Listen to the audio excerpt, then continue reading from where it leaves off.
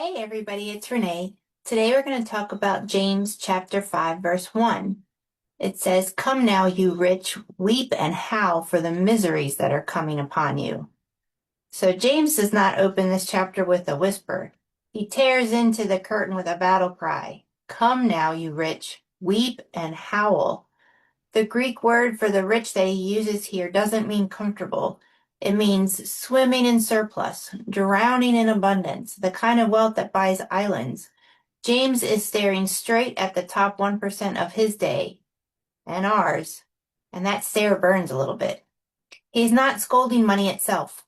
Money is neutral. The danger is in the heart that mistakes a vault for a fortress. When security is spelled MONEY, God is quietly moved to the guest room. That rearrangement never ends well.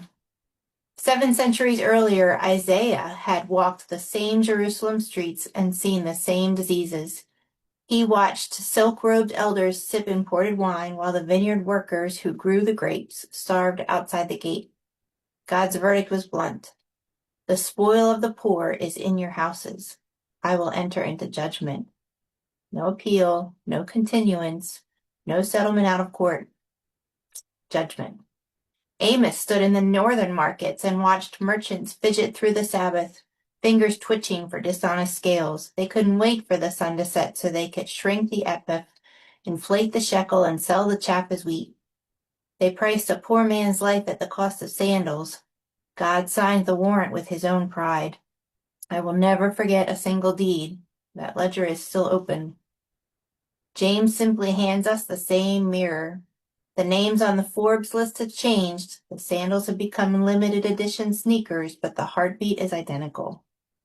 If I just get one more zero, I'll be safe. Safe from what? From God? From death? From the emptiness that rattles around mansions louder than any burglar alarm? Wealth whispers two lethal lies. First, you are what you own. Second, you will never be taken from what you own. Both are counterfeit. The only identity that outlives the coffin is the one stamped child of God. The only security that survives the grave is the kind moths can't eat and markets can't crash. So James begins his autopsy on riches with this scream, because only a scream is loud enough to wake the sleepwalker on the rooftop of his own treasury. In the pages ahead, we'll watch the gold rust, the wages cry, and the moth throw a party. But first to the warning. Tie your heart to anything that can be counted.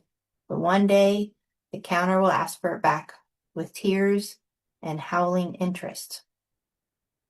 So, what kinds of miseries do you think James is referring to? How can we interpret these miseries in both a spiritual and a practical sense? Think about this today. See you later.